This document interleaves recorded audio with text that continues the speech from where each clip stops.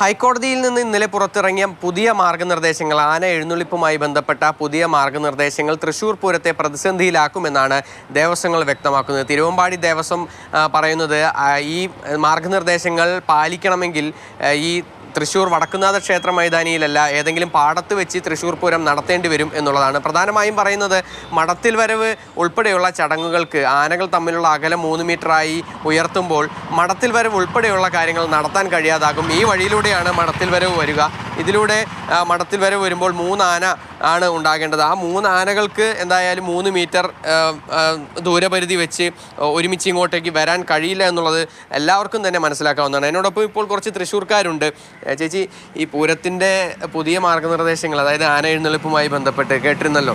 അപ്പോൾ നമ്മളെങ്ങനെയാ പൂരത്തിനെ ബാധിക്കുക? നിങ്ങളൊക്കെ എന്താണ് നിങ്ങളുടെയൊക്കെ മനസ്സിൽ? ഞങ്ങളൊക്കെ ഈ പറയുന്ന പോലെ ചെറുപ്പം മുതലേ ഇവിടെ തന്നെ ജനിച്ചു വളർന്നവരാണ്. പക്ഷേ അന്നൊക്കെ സ്ത്രീകളെ പൂരത്തിന് കൊണ്ടുപോയില്ല. അപ്പോൾ എൻ്റെയൊക്കെ പൂരം എന്ന് പറഞ്ഞാൽ ആനകളാണ് എനിക്ക് പൂരം. പൂരത്തിന് പോകുന്ന ആനകളൊക്കെ ഞങ്ങളുടെ വീടിൻ്റെ മുന്നിൽ കൂടെ പോകും. തലേ ദിവസം തേങ്കാട്ടിൽ പോയി ആനകളെ കാണും. അപ്പോൾ ആനകളില്ലാത്തൊരു പൂരം നമ്മുടെ മനസ്സിൽ ആലോചിക്കാൻ കൂടെ പറ്റില്ല.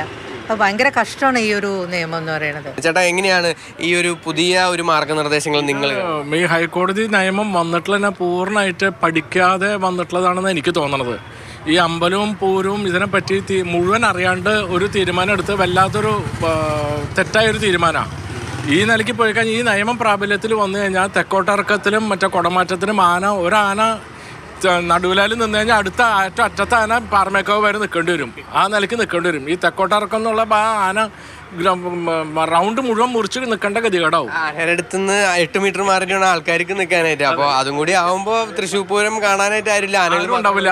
ഈ ആനക്കാരും ആനപ്പാപ്പന്മാരും മാത്രമേ ഉണ്ടാവുള്ളൂ, വേറെ ആരും ഉണ്ടാവില്ല. ഇത് തീരുമാനം പുനർപരിശോധിക്കണം. ഈ നിങ്ങളൊക്കെ തൃശ്ശൂർ പൂരം വർഷങ്ങളായിട്ട് കാണുന്നവരാണല്ലോ. അപ്പം ഈ ആനകളൊക്കെ തൃശ്ശൂർ പൂരത്തിന് ട്രീറ്റ് ചെയ്യുന്ന രീതി അത് മറ്റുള്ളവരിൽ നിന്ന് വ്യത്യസ്തമാണല്ലോ. ഭയങ്കരമായിട്ട് കയറിങ് ഒക്കെ കൊടുത്തിട്ടുള്ള ഒരു നാൾ. അതെങ്ങനെയാണ്? ആനകൾ നല്ല ചൂട് കാലത്തൊക്കെ ആണെങ്കിൽ എല്ലാം വെള്ളമൊഴിച്ച് നനച്ച് മനസ്സിലായി ആ സേഫ്റ്റിയൊക്കെ കൊടുക്കുന്നതാണ് ആനകൾക്ക്.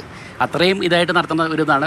പിന്നെ പറഞ്ഞില്ലേ, താങ്കൾ ഈ പറഞ്ഞ മാതിരി മടത്തിലെ വരവ് ഇവിടെ നിന്ന് നോക്കുന്ന വളരെ അടുത്താണ്. പക്ഷേ അതിനകത്ത് ഭയങ്കര അഫക്റ്റ് ചെയ്യും. ഈ കോടതി വിധി ഭയങ്കരമായിട്ട് അഫക്റ്റ് ചെയ്യും. അപ്പോൾ അത് വീണ്ടും മാറ്റണം എന്നുള്ളൊരു റിക്വസ്റ്റാണ് നമ്മൾ പ്രേമികൾക്ക് പറയാനുള്ളത്. എന്തായാലും ഇതൊരു ദയനീയമായ ഒരു ഇതാണ്. ഞങ്ങൾക്കൊന്നും വിശ്വസിക്കാൻ പറ്റാത്തൊരു വിധിയാണിത്. തൃശ്ശൂർക്കാരുടെ ഒരു വികാരമാണ് പൂരവും ആനയും. തൃശ്ശൂർ പൂരം എന്നൊക്കെ പറഞ്ഞത് തന്നെ കുടമാറ്റം തന്നെ. എല്ലാ ഭാഗങ്ങളിൽ നിന്നുള്ള അഭിപ്രായങ്ങൾ എടുത്ത ശേഷം വേണം ഇങ്ങനെ ഒരു തീരുമാനം എടുക്കാൻ എന്നുള്ളതാണ് ഈ ദേവസ്വങ്ങളായാലും പൂരപ്രേമികളായാലും തൃശ്ശൂരിൽ പൂരത്തെ സ്നേഹിക്കുന്ന തൃശ്ശൂർക്കാരായാലും എല്ലാവരും തന്നെ പറയുന്നത്.